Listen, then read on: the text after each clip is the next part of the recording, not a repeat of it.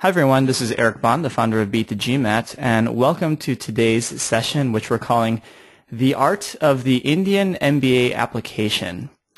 So here to join us, taking some time out from his very, very busy schedule, as many notifications are coming out right now, is John Frank, who is the co-founder of Precision Essay. For those of you who are not familiar with Precision Essay, I highly recommend that you check out www.precisionessay.com after the event and take a look at the services, take a look at the bios of the co-founders. This is a very, very impressive MBA application consulting and mentoring firm. A little bit of background on John Frank. He's done actually several webinars with us in the past. They've been among our most popular for a reason, because John is a natural expert and a passionate person around MBA admissions.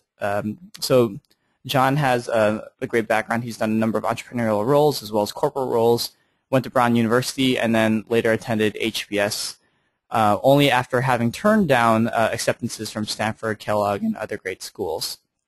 So John, welcome back. Thank you so much for joining us today, fighting that cold that you have, and the floor is yours. Great. Thanks, Eric. Hey, everybody. Before we get started, I do want to apologize for canceling on the last webinar we're supposed to do. As you can hear, I haven't quite regained my voice. I'm a little bit sick here, so bear with me. I assure you I don't usually sound like a frog, but humor me in as much as that today there may be some additional coughing and so forth in the background. Before we do get started, also, I want to let everybody know that the format for this is going to be real straightforward. We're going to do our best to keep it in 1 hour, inside an hour, if we can. The first portion of the presentation is just going to be me walking through a lot of the experiences that I've had personally through the years in working with international applicants and specifically Indian applicants. And you'll see there's a real focus today on sort of overcoming, I hate to say, the disadvantages of an Indian IT background. Let's say some of the challenges that come alongside an Indian background. So the first 30 minutes or so are going to be my presentation, and then we're going to open up to Q&A. Now, if anybody does have any questions, you'll notice that everybody is muted. As you can imagine, with there'll probably be north of 200 people on this call by the time we're done. We can't have everybody just calling out questions. So you'll notice there is a chat box in your GoToWebinar software. To me, it's all the way on the right-hand corner of the screen. If you have any questions at any point, just go in and punch those questions into your chat, and the second half of our conversation will be just totally open Q&A. So you'll go into those chat boxes, you'll enter the questions that you have, and we will do our best to answer all of them. The last thing we do want to talk about is we're offering, for everybody that's on this call, we're offering a special as well. We'll get to that later. But the basic package, which is our most affordable, and that's also probably the only one that people have time to do this late in the game, since applications are coming due in the next couple of weeks. We're offering a special on those. Anyway, more on that as we come. Without further ado, let's get into it. The art of the Indian MBA application. 30 minutes or so, you'll see that we're straight shooters. We're plain talkers. I've got a lot of strong opinions. I've done a lot of applications. What's your cell? Lots of applications.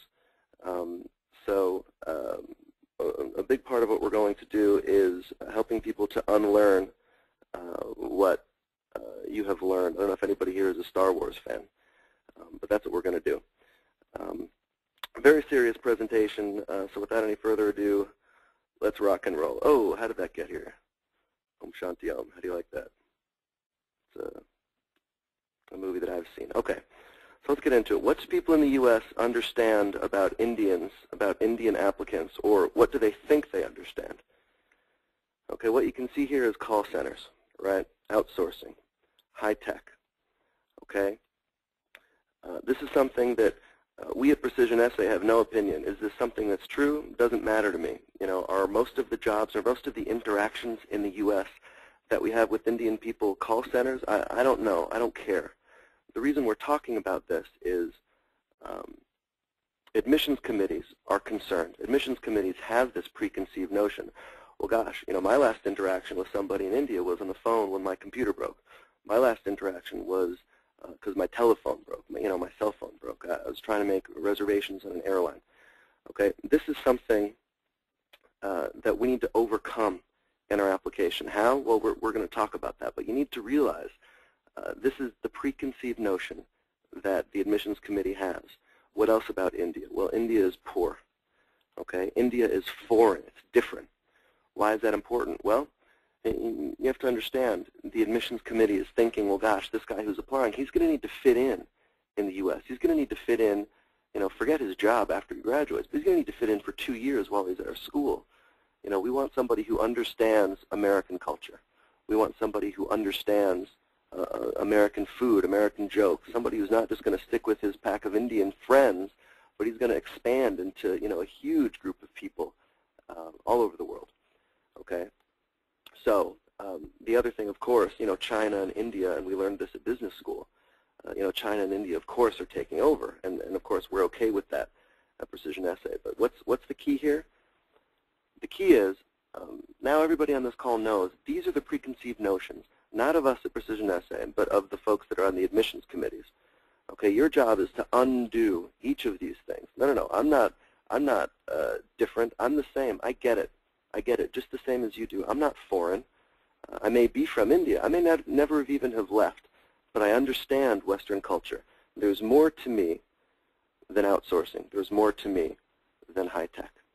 Okay, let's keep going. So there's the guy that we need to overcome. There's the guy that the admissions committee thinks that you are. Okay? What do we think? Well, Indian test scores, they just tend to be higher. Indian people are very smart, very good at taking tests. So what does that mean? Well, maybe it ties to a possible lack of creativity. Maybe. Again, this is not what we think at Precision Essay. This is what we need to make sure the admissions committees do not think in our writing. Okay? Soft skills, management science. It's a Western concept.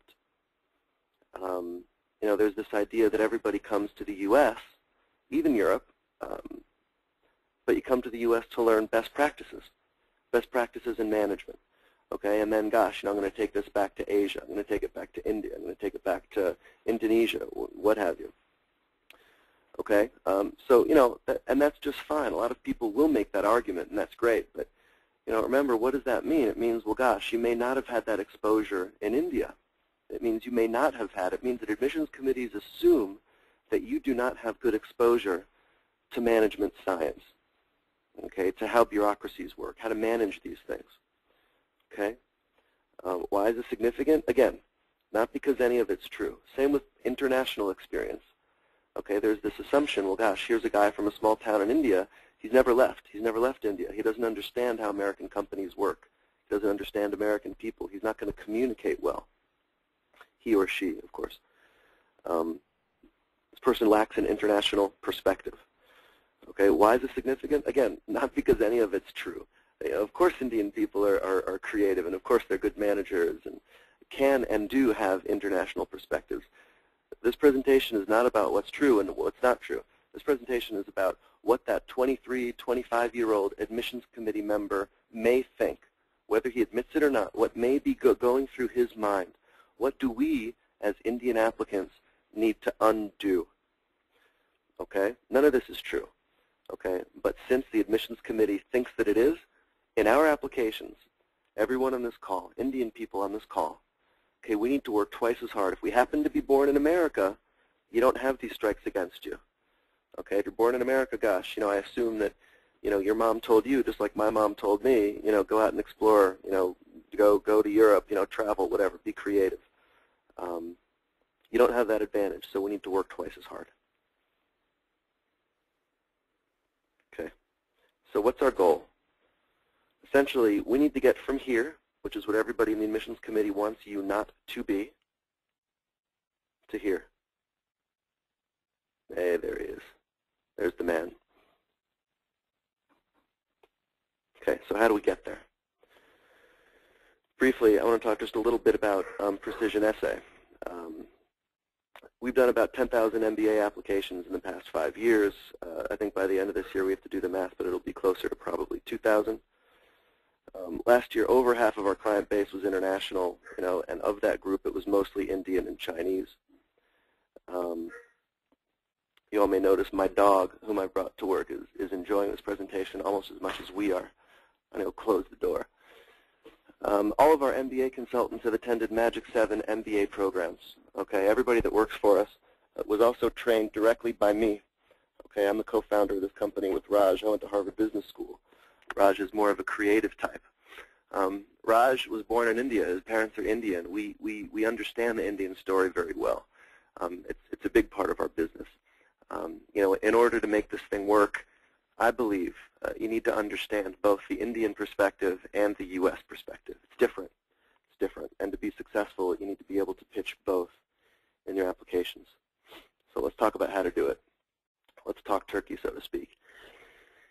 The way we see the world, there are 5 pieces to the puzzle. There's work experience, essays, test scores, letters of recommendation, and interviews. And we found our Indian applicants fall into slightly different traps than do our non-Indian applicants. Okay, we're going to talk about all these things. Okay, good. First of all, I want to talk about the role of work experience. Okay, again, this is something we talked about briefly, but we need to sort of get through the fact that we will assume, well, gosh, this person may not be great at English. This person may not be comfortable with U.S. culture. Okay, it may or may not be true, but we need to assume that. International companies, an admissions committee member is going to assume that you haven't left India. If you have, you need to say it. Okay, if you've worked on international teams, you need to say it. If you're on the phone with Ireland, if you're on the phone with the U.S., if you understand how different cultures work, you need to say it. You need to prove to these people. They assume that you don't have these skills. You need to prove to these people that you have the ability to cross cultures. Okay, if you haven't left the country, that's okay. A lot of people haven't left the country. Okay, it's hard. It's expensive. Sometimes visas can be hard to get, especially from certain other Asian countries. That's okay. Okay, but if you haven't left the country, as you can imagine, you have to try twice as hard to prove, yeah, I may not have left the country, but I get it. I get international experience. Okay, I get international perspectives. I know what it's like to work for an international standard. Okay, my boss is American. My boss is French. My boss is English. My company is American. My company is French. Whatever it is, we need all of these things. We need Indian applicants to work twice as hard, okay, to prove, hey, Mr. Admissions Committee member, you don't have to worry about me. I get all this stuff.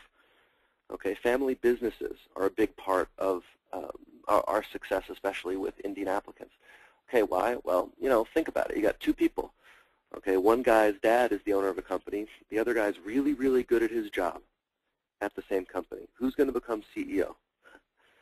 The guy whose dad is CEO, of course. People inherit businesses. That's great. But still, you need to do your best. You need to do your best to prove, hey, I understand international cultures. I understand what it's going to be like when I get to the U.S. I've watched U.S. TV. I've hung out with U.S. people. Okay, if you're applying to European schools, of course, the same is true. It's the idea of this international standard. Okay, so at the bottom of the slide, you'll see if you don't have the U.S. company piece, if you don't work for one, if you don't work for an international company, and if you don't have the benefit of a family business, you have to try twice as hard. Prove to these people, hey, just because I don't work for, GE, doesn't mean I don't understand what it's like to work for a well-organized American company. I get it. Okay, I speak English. I speak it every day at work. Okay, I interact daily with Europeans, with Americans. Much more important for Indian applicants than not. Okay, let's get a little more specific into IT. I know a lot of people want to get into this. Now, you have an IT background.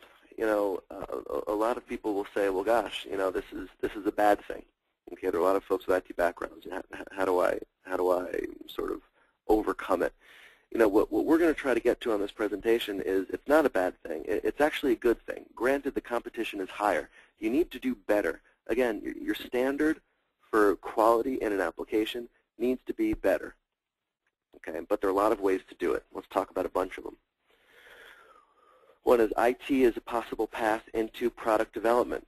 This is, I think, the easiest one for me to sell. You know the back end, you know how these things work. Whether you've been doing IT consulting or you've been doing even product support, whatever it is, you understand the technology, okay? What does that mean? Well, gosh, it means you can manage guys like you. You know what it's like to be managed, okay? Product development. I know how to manage the IT guys. Okay, it's a very easy sell. One thing that we're going to talk about here is IT is one of the only backgrounds where admissions committees will assume, they will expect you to be proposing a career change. Okay, usually we tell everybody, career changes are poison. Okay, not true for IT. If you say, well, when I graduate, I want to go back into IT, it may even be a red flag. Okay, so here are the possible changes. Here are the smart changes. Okay, IT is a path into consulting. Sure, I work in IT, but what do I actually do all day? I solve problems. This is the sell that you'll have to make if you want to talk about consulting, which is fine. I'm a problem solver. I work on teams. I put together solutions to difficult problems. Yeah, sure, call it IT, call it whatever you want. Call it JIM, J-I-M. Give it whatever name you want. Okay, the key is I spend my time solving problems. This is what consultants do.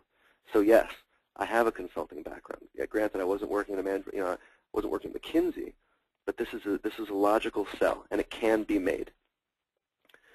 Okay, IT is a path even into marketing. Okay, I know the back end. I know how to make these things happen. I know the technology. What I don't know, okay, is the very front end of it. Okay, that's why I need an MBA. Okay, you don't need to teach me the product development piece. I get that. Been there, done that. Okay, what I don't yet have is the marketing piece, the front end piece. Okay, marketing, logical. Okay, how about finance? You know what? I understand the back end of all this finance stuff. And in order for me to build these, technologies and the infrastructures and so forth, whatever I was doing on the back end of a lot of people will work, say, at Morgan Stanley in their IT department. In order to build their infrastructure, you needed to understand finance.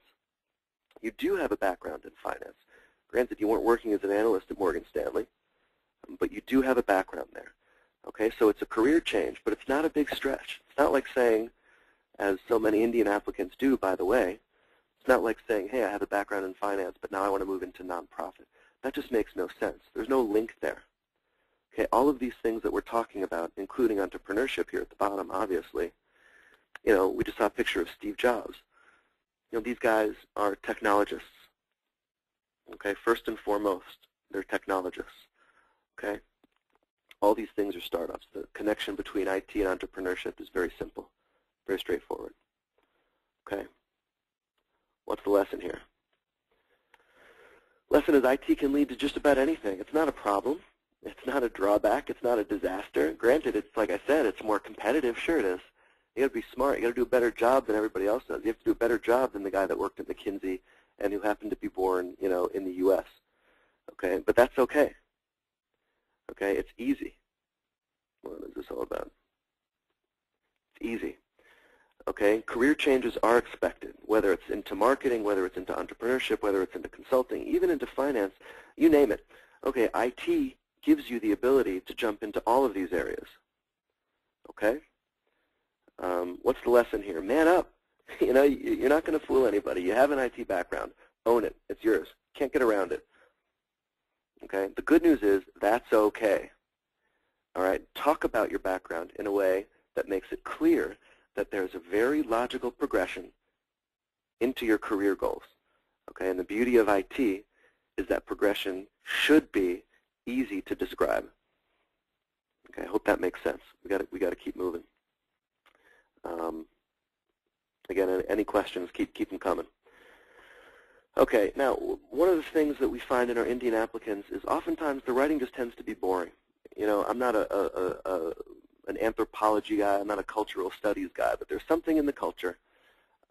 There's this tendency that I've seen in Indian applications just to recite your resume in essays. Hey, I did this, hey, then I did that, hey, then I did this.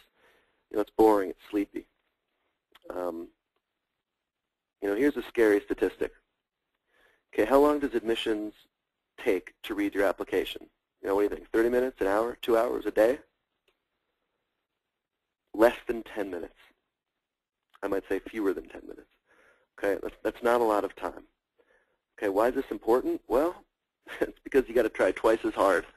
Okay, for all those reasons we said before, you need to try twice as hard. You have all of these strikes against you. Okay, your essays need to stand out even more than everybody else's do. Okay, let's talk about how. And, of course, if it were easy enough to go through in 10 minutes of a 30-minute conversation, then I'd be out of work. But today we're going to talk about organization.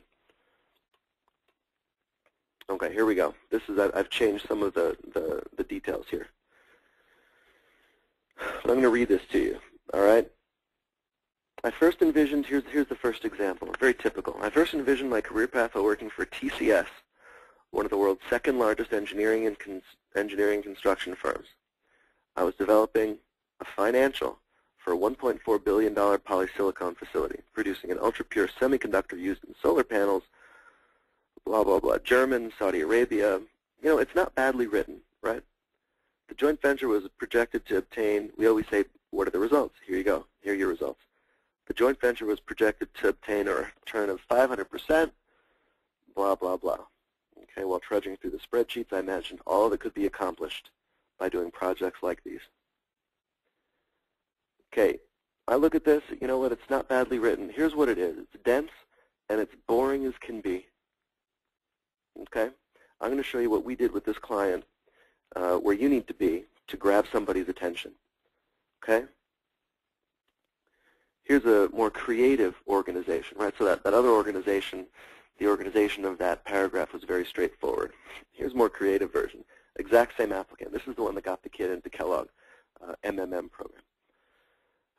What if a $1 billion investment produced more than just profit? What if it also raised the standard of living of an entire community across all socioeconomic strata, creating thousands of jobs and providing education at the same time? You see, that's interesting. I want to know, what if? You know what I mean? He's created an itch in me. I want to know what this is. Next paragraph, well, at TCS, the world's largest blah, blah, blah. Oh, yeah, TCS, that's a big company. I know it. 500%, 1,000 jobs. Remember, readers got 5 minutes to read this whole thing. If you don't grab him in that first paragraph, especially you, especially 215 people on this call, okay, the onus on you to grab the reader's attention is much, much greater for all those reasons that we've talked about. Okay, so this is what we call creative organization. How do we make it happen? Well, there are two pieces to it. In fact, there are more, but we're going to talk about two. There are two pieces to it. First is the hook. You got to hook these people. What if I were to tell you that in 10 years, okay, and this is the business plan for Facebook, right? Here's Facebook, so we're switching. What if I were to tell you that in 10 years, 30 million people will be online, but with no way to keep in touch on the Internet? I can solve this problem. Gosh, that's interesting.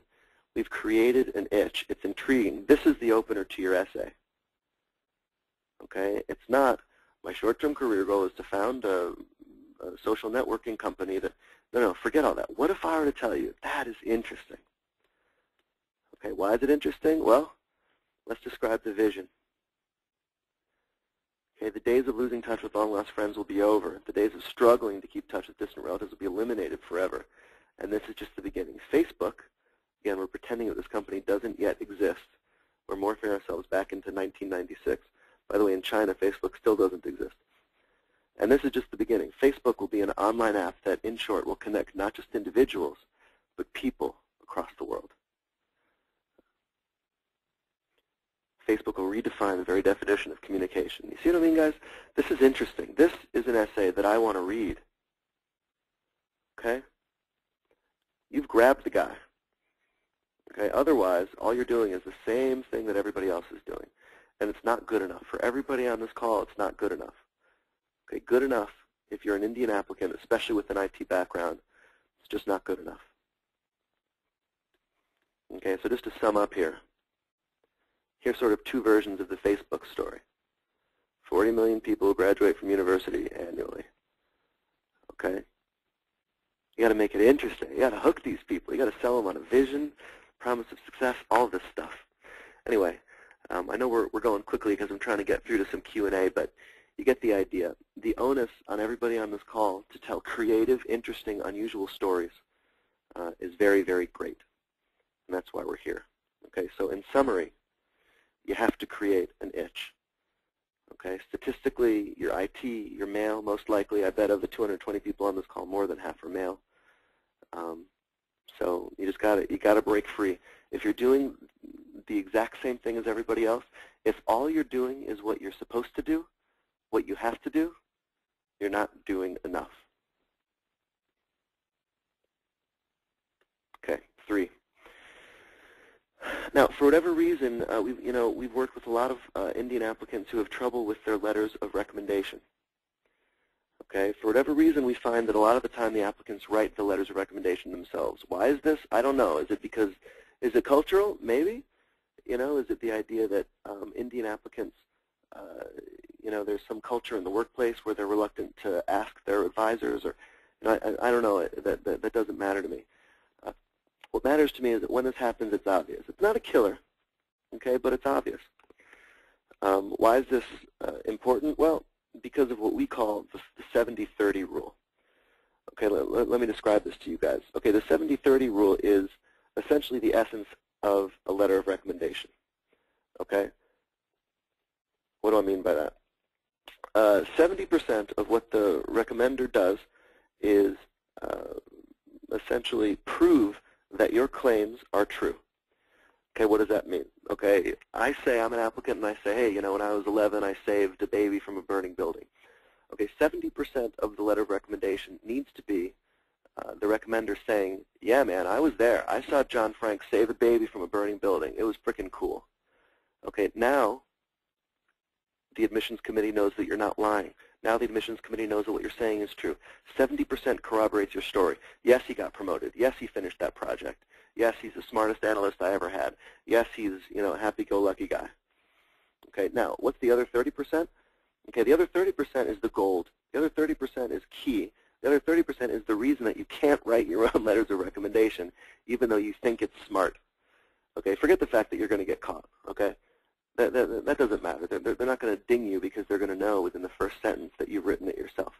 Okay, that would mean that they would ding too many people, because certainly more than a third of applicants do it that way. You're going to get into trouble because you're missing that 30%. What is the 30%? It's the part where the recommender comes up with new information. Well, what's the information that you guys didn't write about in your essays? Okay, after I got into business school, I read a recommendation that one of my bosses, who's an HBS alum, by the way, wrote for me.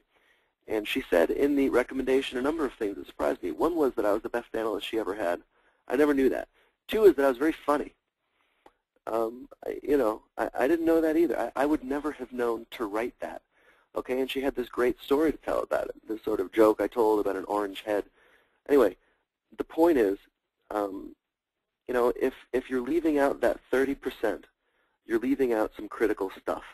Okay, and that's the real gold. That's the real key. Okay, so please, please, please, please, please, and this is most relevant for our Indian friends out there. At least meet with your recommenders. Walk him through the questions, take notes, record the conversation, because he's going to say stuff that you didn't see coming. Okay, the other thing is the role of specifics. Okay, there are only so many adjectives on earth. Okay, what do I mean? Smart, creative, happy, leadership. I guess that's a noun. You get the idea. Every recommender is going to use all of them. Okay, there's no way to stand out if all your recommender is doing is saying, yes, he's smart, yes, he's creative, yes, he has leadership potential, yes, he stands out from his peers. That's a waste of time. Everyone's going to say it. There are only so many adjectives in the world that are relevant to these applications. Okay, and every single recommender is going to use them for every single applicant. So what do? Specifics.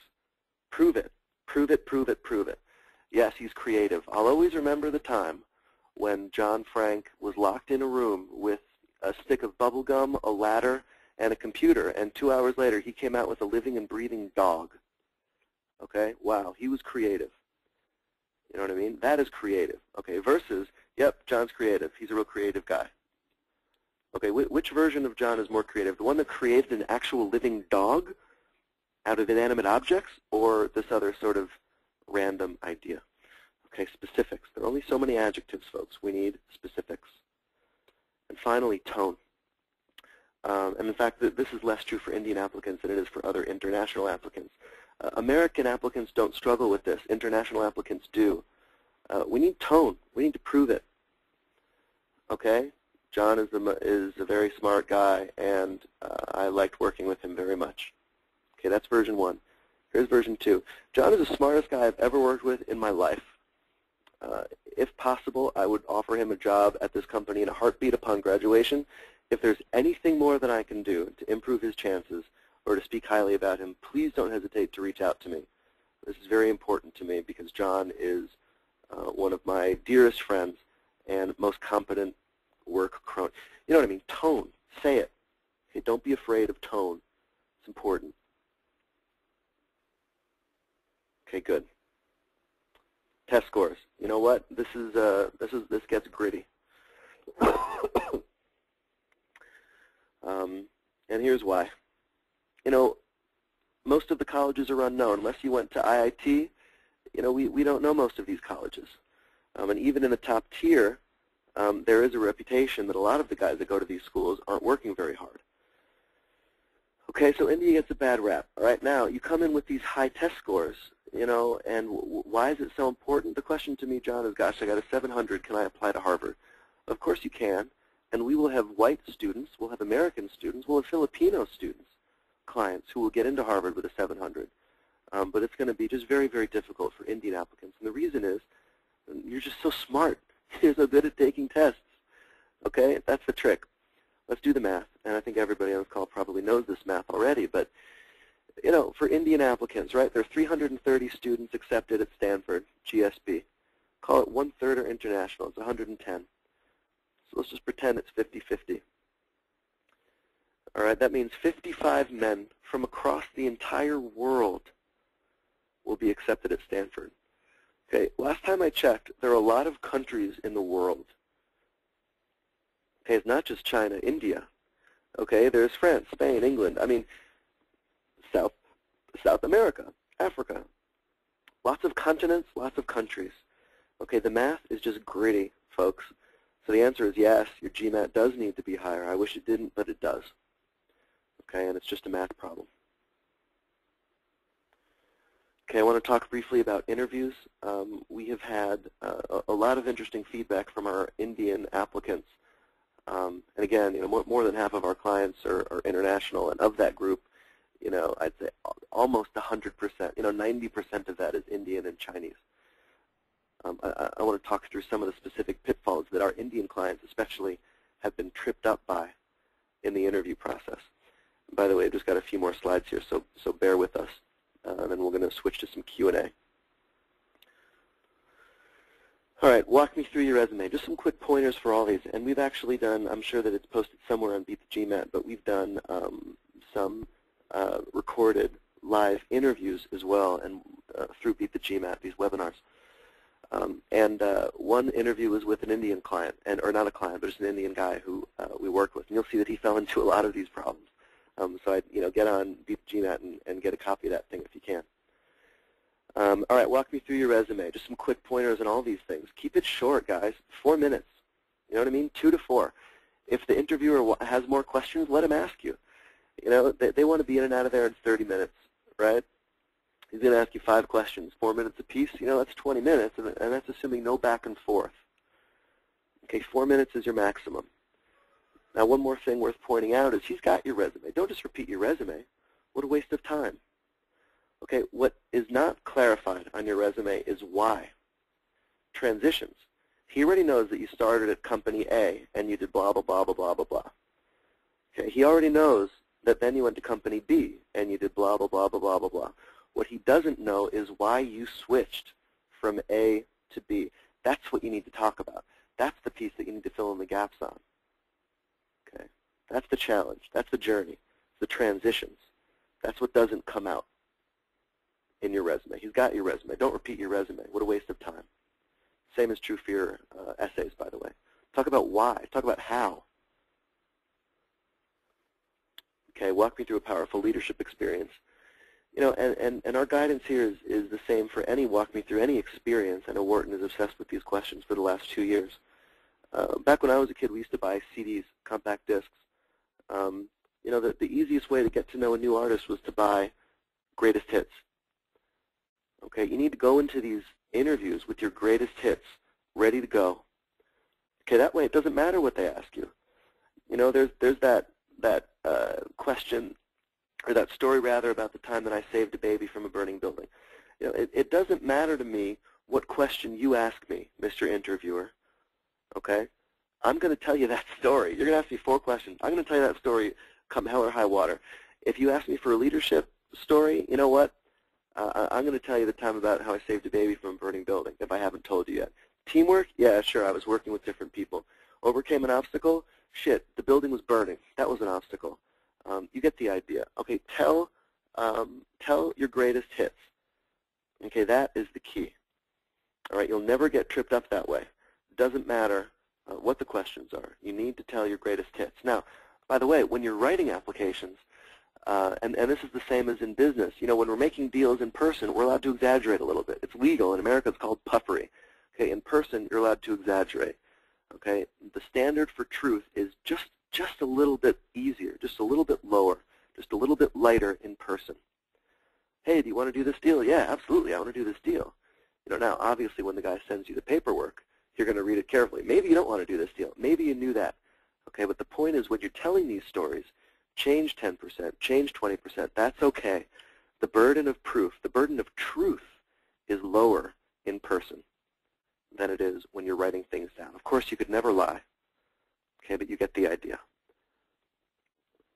Let's blow through these. I want to get to some Q&A here. Why do you want to get an MBA? Well, very logical. Listen, I'm at point A. My career goal, don't be afraid to talk about career goals during the why MBA question.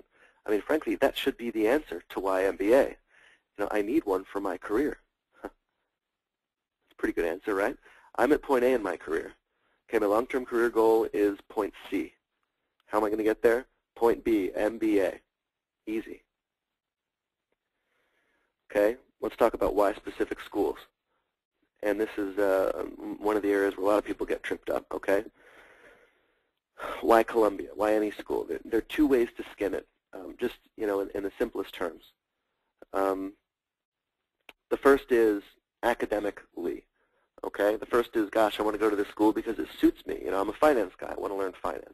I want to take this class. I want to take that class. I want to work with this professor, that professor. Okay, hard. We would call that hard. Okay, how about soft? This is the other way to skin it.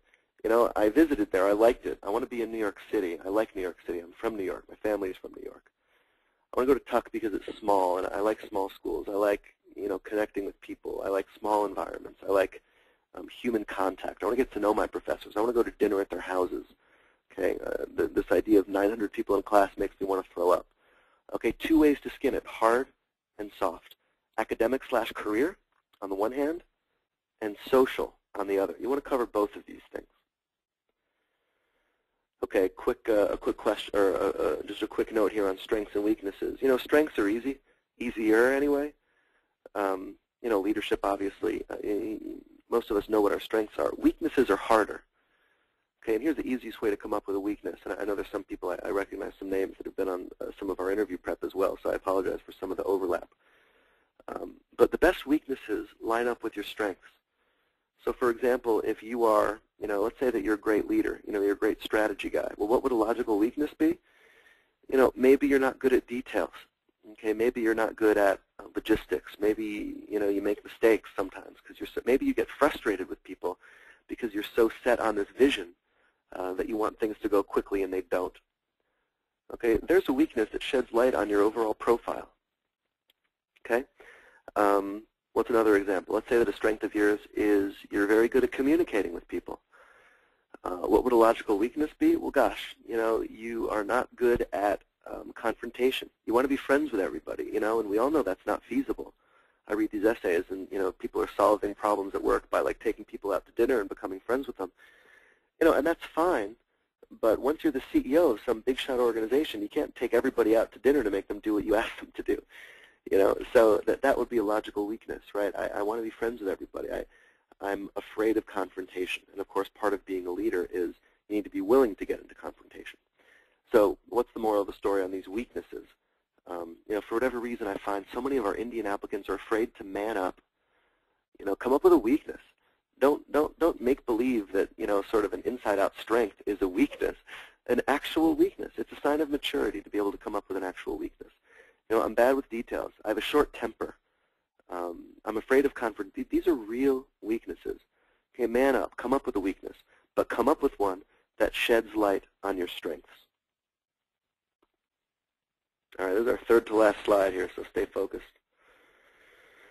Real quickly, and I'll blow through this stuff. I think most people on this call this late in the game are pretty much sold, I want to get an MBA.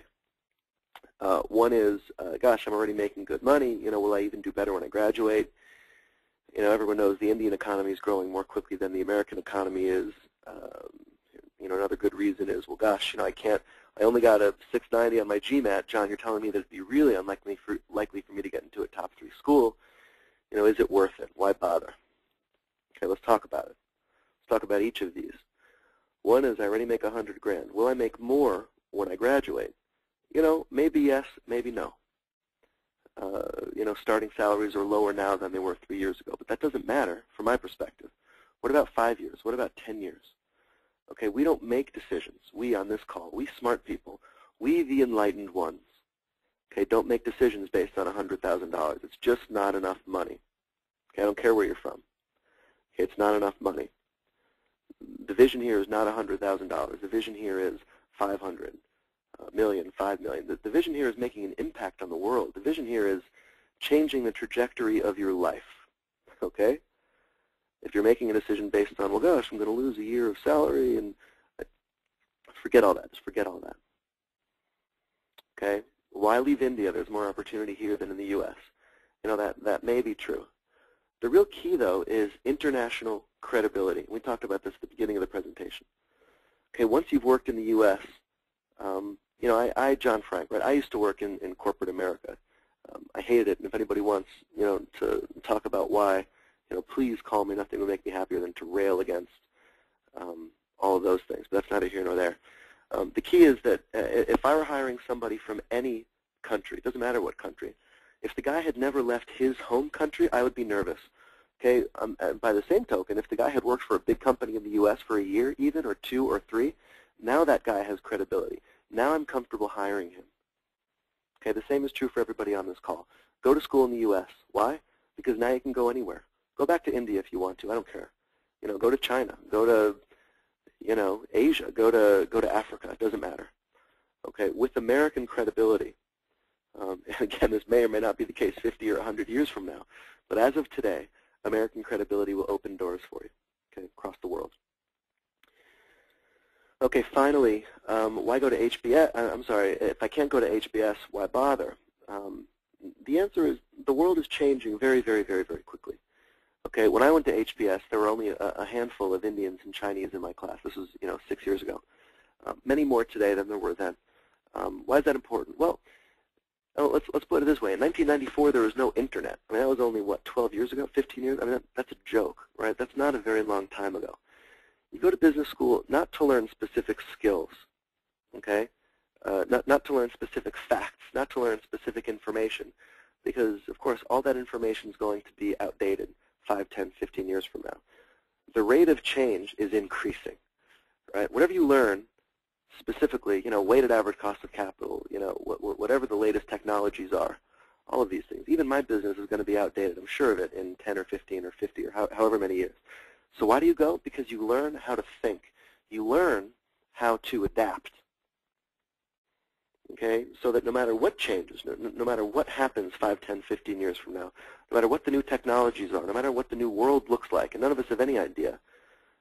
Kim Jong-il died yesterday or today. What's the world going to look like without that leader in place? Who the hell knows? Nobody knows.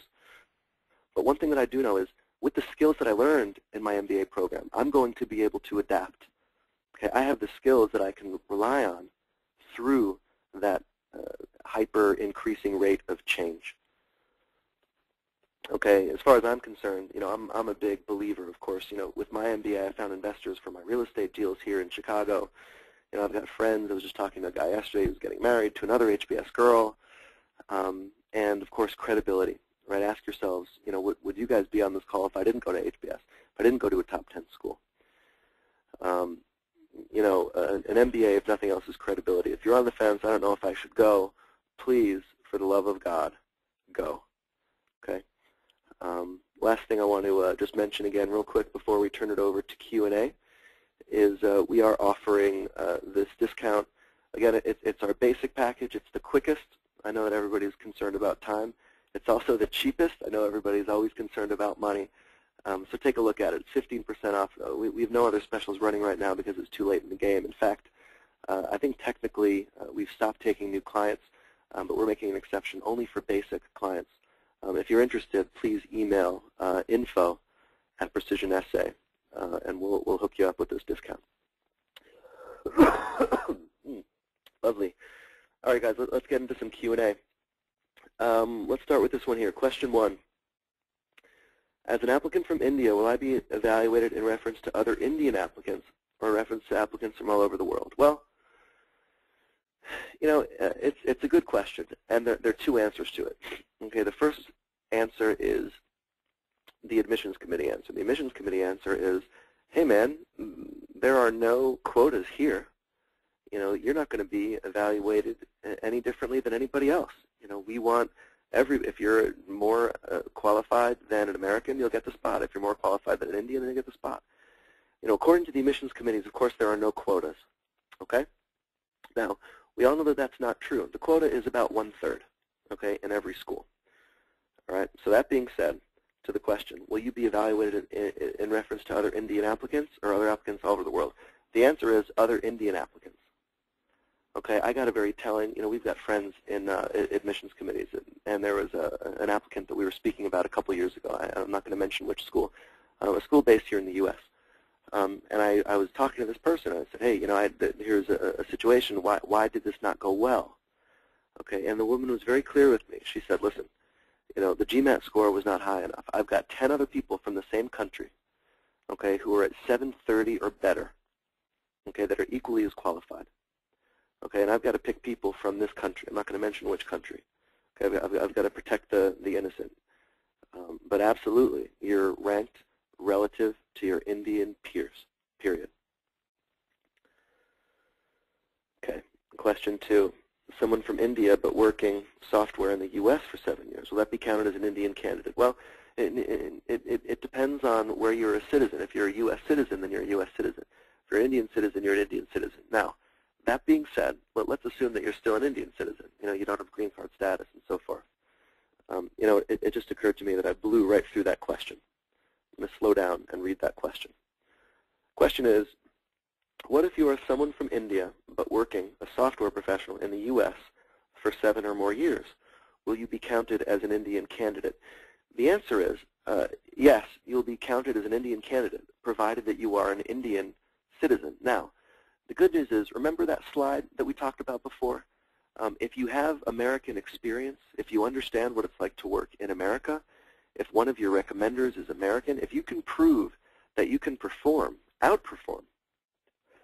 to an American or international standard, that will be very, very good for you. Okay, so yes, you're compared to the other Indians, but I got good news for you. Most other Indians don't have that experience. So you're compared to other Indians, sure, but you will compare very favorably to them. Okay, I hope that makes sense. Let me see. Let me just see, is that all we have time for? Nope, we got a couple more here. Sorry about that. Was wondering if the Indian females have it any easier. The webinar, for some reason, is targeted at only males. I assume just, from our experience at Precision SA, of our Indian clients, more than 50% are males. Okay, I'd say that number is probably between 60 and 70% year over year. The answer is that yes, Indian females have it easier than Indian males. Okay, and the reason is, again, it goes back to that slide. It goes back to it's just a math problem. I say that when making business decisions every day, and you guys should say that in making business school decisions. It's just a math problem. Okay, there are more Indian male applicants. There are more Indian males, I would expect, in the workforce. In fact, that's probably true for every country. Okay, there are more men in the workforce than there are women. Certainly that has been changing, and it probably will change. It will probably flip-flop at some point. But as of today, we have found, anyway, more Indian males than Indian females applying. Therefore, it will be easier if you're female, just because there are fewer people vying for the same number of spots. Hope that makes sense.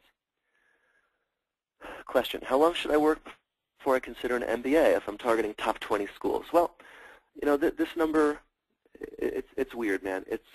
Things change from year to year. Back when I was applying, that number was easy. The answer was 4 years. Okay, this is in 2003. The answer to the question is 4 years. Okay, there were quite a few people that were also 3 years, so maybe 3 to 4. But I'd say of my HBS class of 900, 400 or so had been working or were in the workforce for 4 years. Now, the year that I was at HBS, there were 2 people, okay, that had come straight from undergrad. Okay, now, by the way, these were the smartest people I've ever met in my life. Okay, for all I know, there are 2 people equally smart, if not smarter, on this call. But it's much, much easier, okay, if you do have work experience. The answer back in the day was 4 years. Today, the answer is probably 3 years. Okay, there are certain schools that will look at you seriously if you don't have 2 years. Okay, Cornell, for example, is very serious about work experience. Okay, Wharton tends to be more open to older applicants, Tuck as well. Okay, now, all that being said, there is a trend. Okay, not just 4 years to 3, but there is a trend accepting younger applicants. Okay, what is that trend? There's now a 2+2 program at Harvard. There's a Silver Scholars program at Yale. Okay, schools are more and more open, especially Harvard and Stanford. Okay, they like them young. Okay, and honestly, I think it's for purely selfish reasons. I think not only do business schools like them young, but I think they like them young because I think employers like them young too. I think given the choice between hiring a 32-year-old, at a post-MBA entry-level position and hiring a 25-year-old, I think they'd rather hire a 25-year-old. That guy's going to grow. That guy's going to fit into the culture better. Anyway, short answer is 3 years. Okay, there's your number, 3 years. Okay, some schools will want to see 3 or more.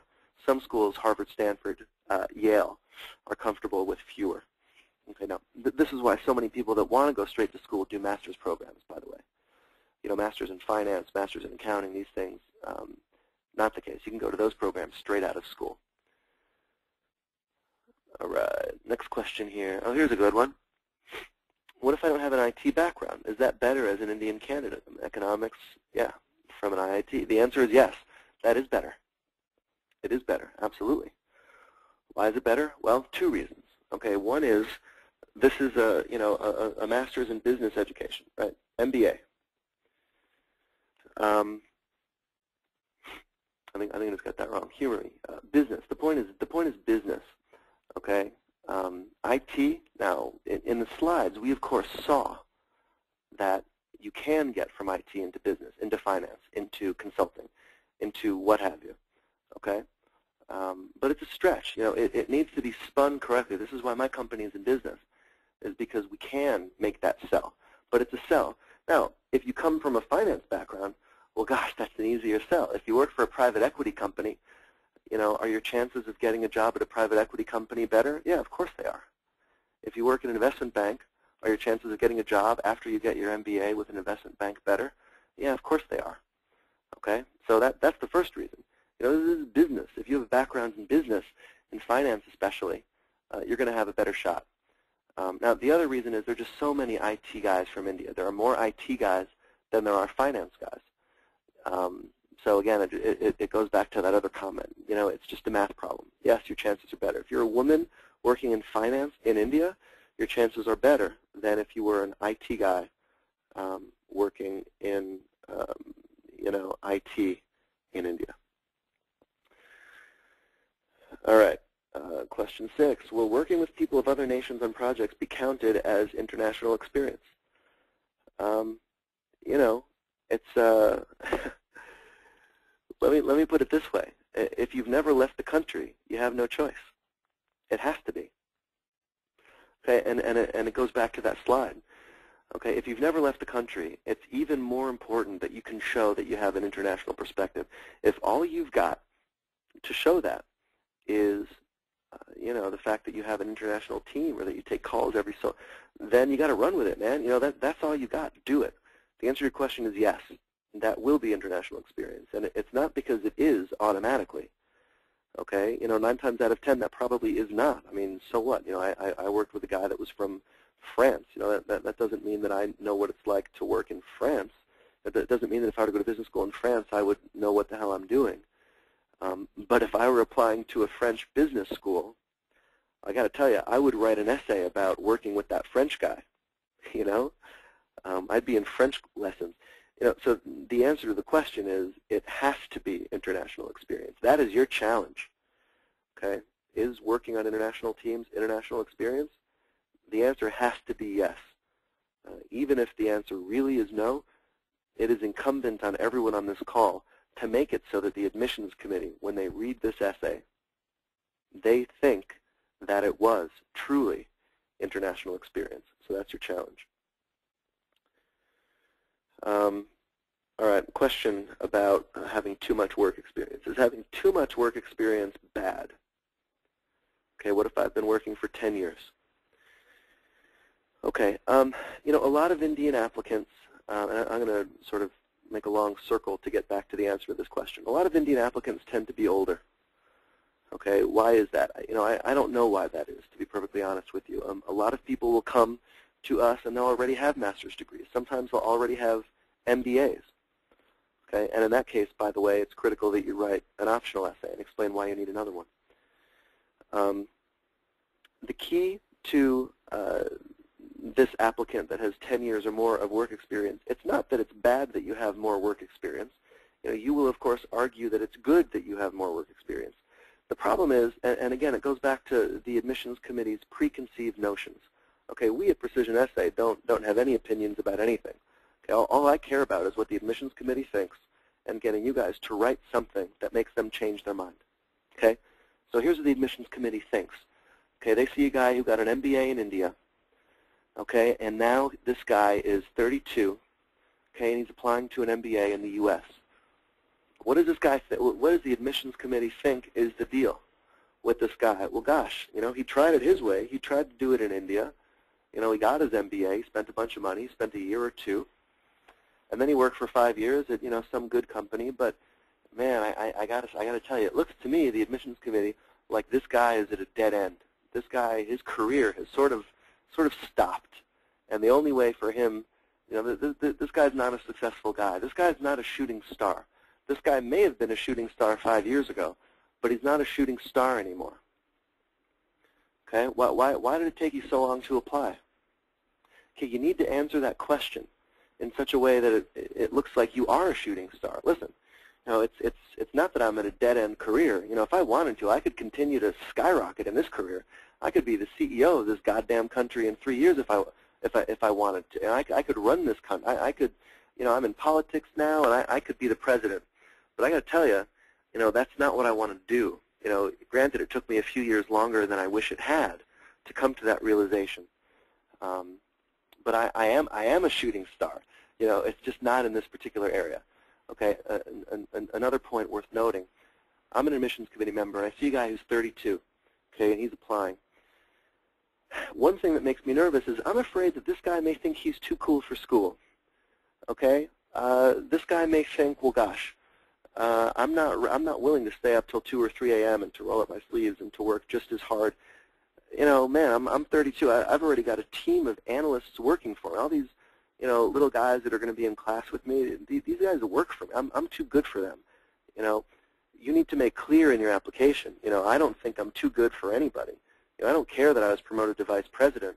You know, this is not what I want. You know, I am just as eager. I'm not as young as they are, but I'm just as sharp. I'm just as eager. I'm going to act just like, I'm just as hungry as they are to make this thing happen. And of course, I do have the benefit of all of that additional work experience. So is additional work experience bad? No. But you need to make sure that you know what the admissions committee is thinking, and that in your work, in your application, in your interviews, everything, you know what they're thinking, so you can prove to them that they're wrong. So they come out of that application and they say, wow, I thought this guy was at a dead end. I thought that he just sort of was ashamed that he got a bad MBA. No, that's not his deal. He's motivated. He's going to make it work. He is a shooting star. He's just, just took him a few years longer to come around to it. So that's the key. All right, guys, I think that's all the time we have here. It's important we try to keep right around 1 hour here. I do want to mention just one thing real quick, that if anyone has any additional questions, I know we didn't get to all of them. There are a lot more. Feel free to email us. You see the email address up. It's info@precisionessay.com. Any questions at all, we'd be happy to do it. And I always respond to all of my emails. I never, we respond to everything at Precision Essay. We're not too cool for school, so to speak. And of course, there is that promotion that's out there, 15% off all basic packages. I think this may actually be the only way that you can sign up for services with the company at this point. But I defer to Lauren, who's our Director of Operations. And with that, I thank everybody very much for your time. I hope that you found this to be helpful. And Eric, I pass the reins back to you, my friend. Thank you so much, Sean and Lauren and Precision Essay team. Really great presentation again today. Thank you for the straight shooting advice. And just want to reiterate a couple points that John just mentioned. So again, the email that you want to have near you is info@precisionessay.com. That is where you can get in touch with John and team, as well as to learn more about the basic package promotion that they're giving only to our community, which is buy at least two or more of the basic package before December 25th and get 15% off. It's a really great deal. And we also had a number of questions coming in regarding whether there's going to be a recording available or the slides. A recording will be available. We will send you information about that after the event, but we're going to post a full recording of this entire session at our YouTube channel, which is youtube.com/beatthegmatcommunity. So expect to see that probably in the next 24 hours or so. So again, to the Precision Essay team, to John and to Lauren, a big thank you for hosting this session for our community. And to the rest of our community and our attendees today, thank you so much for attending, and happy holidays. We'll talk to you soon.